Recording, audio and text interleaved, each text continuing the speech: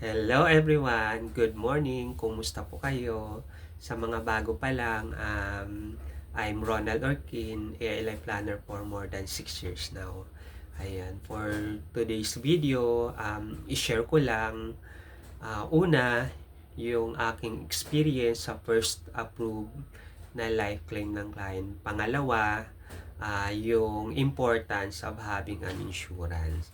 So, disclaimer lang po, hindi po ako magdi-disclose ng information ng client para na rin po sa um, privacy ng kanyang loved ones. Ayan. Una, yung naging experience ko, itong client na to, 3 years ago, kumuha sa akin ng insurance policies. Yung dalawang mag-asawa, ibig sabihin tag-isa po sila ng insurance plan. Pangalanan na lang po natin ng PAMPROB yung client or family provider. Yun yung ipangalan na lang natin sa client. Fast forward, last quarter ng 2023, nag-message po sa akin yung isang client, yung kanyang asawa, na ini-inform lang ako na yung partner niya, si Pampro, was diagnosed with cancer. So, alam naman po natin na yung cancer, isa po yan sa top 10 common critical illness po sa Pilipinas. So, yun yung in-inform po ako ng client na syempre nalungkot ako na kasi ang bata pa ng client pero na-diagnose po siya ng cancer. So, fast forward ulit, continuous pa rin yung aming communication, nagbabayad po ng policy si client sa kanyang premium.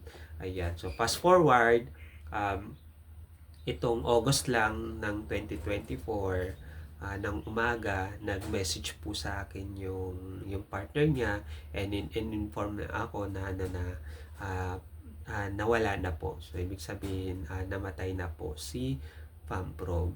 Tapos sabi po sa akin ng client, what can we do now? So ako naman, as financial advisor, nalungkot talaga ako nung nalaman ko yung nangyari doon sa partner niya. Pero ako naman, inassure ko si client na kapag natapos na lahat, naka-settle na po si partner, ibig sabihin na ilibing na and naayos na lahat, inassure ko naman si client na tutulungan ko sa magiging process ng aming life claim. So after na nangyari lahat, una nung in-inform pala ako ng client na namatay na si partner niya, ang ginawa ko, nakipag-communicate ako agad sa AIA. So, inalam ko kung ano yung mga requirements na kailangan naming i-provide, para at least paunti-unti ma-ready na rin ng client. Dahil una, kaya siya medyo challenging dahil yung designated beneficiaries, mga minor. So, dalawang minor. So, kaya inalam ko talaga kung ano yung mga requirements na kakailangan namin i-provide para kapag okay na po si client, ma-i-process na namin yung kanyang application sa life claim. Tapos fast forward, nakapag-submit na kami ng mga requirements, tapos continuous po yung aming communication ng client para at least kung may mga kulang pa na requirement, ganun din ako, nagpa-follow up kay insurance company para kung ano pa yung mga lacking documents may provide ng client. So, continuous halos weekly nagpa-follow up ako kay insurance company para sa status ng life claim. Tapos, luckily, nung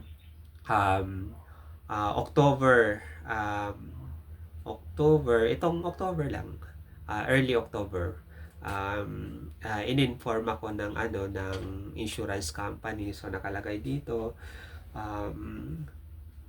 October 3, ayun, naka-receive ako ng text message galing kay insurance company. Sabi dito, we would like to inform you that we have approved the life claims request of the beneficiaries of your client, yung pangalan ng client, tapos further film life policy. So, sabi dito, we will provide them with an update on where and when to claim their payout benefit within 5 working days. So, ayun, kinukumusta ko pa rin si client. Dito, ang sabi ko na kapag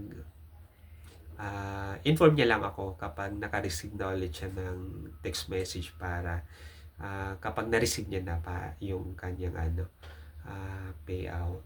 Tapos, ito yung yung kaya iba pala ang healing. Lalo ito, first claim ko na na-approve na life claim. Yung sobrang pasasalamat pa lang ng client talagang kahit wala namang wala namang monetary na pero iba pa rin yung nararamdaman namin as insurance agent, advisor kapag na sobrang nagpapasalamat si client dahil yung mga process talagang hindi namin sila iniwan. Tapos yun sobrang thankful yung client dahil natulungan natin na kahit doon sa life claim nung client. Tapos pangalawa, di ba yung sabi ko, yung importance of having an insurance, para mas maintindihan nila, ito yung definition po ng life insurance. So, sinasabi lang dito, a protection against the loss of income that would result if the insured dies. So, ibig sabihin, kung ikaw po ay breadwinner, family provider, na may regular na income, mas maganda na pinoprotektahan natin yung ating income through life insurance. Ayan. So, the named beneficiary receives the proceeds and is there by safeguarded from the financial impact of the death of the insured. So, yun po yung yung definition ng life insurance. Kumbaga sinasabi lang dito na in case something happens kay insured, namatay, yung family na maiiwan niya, merong peace of mind and may matatanggap kay insurance company kung ano po yung yung nakasaad doon sa kanyang plan, yung life insurance coverage or face amount, yung po yung ibibigay ng insurance company. So, ganun po kahalaga yung yung pagkakaroon ng insurance na mas maganda pinoprotect natin yung ating income. So, ito yung challenge ko na ikaw na nakakapanood ngayon sa video na to. Challenge ko sa iyo na habang bata pa, healthy and insurable, mas maganda na protektahan natin yung ating income through life insurance. So, madami naman po tayong mga insurance plans na magpipit doon sa needs muna ng client. For example, hindi niya pa kaya na may regular na hinulugan, pwede kang mag-term insurance muna. Mura lang po yun, sobrang mura. Para habang nag-work ka, may income na pumapasok, pero kang peace of mind dahil pinoprotektahan mo yung income mo through life insurance coverage. Tapos along the way, habang lumalaki yung income, pwede naman natin punan kung ano pa yung mga kulang na benefits na wala pa si client. So, para po sa mga interested and gusto po magpa-sample computation ng kanilang insurance, message nyo lang po ako dito sa aking vlog. So, yun lang po. Thank you. Bye-bye.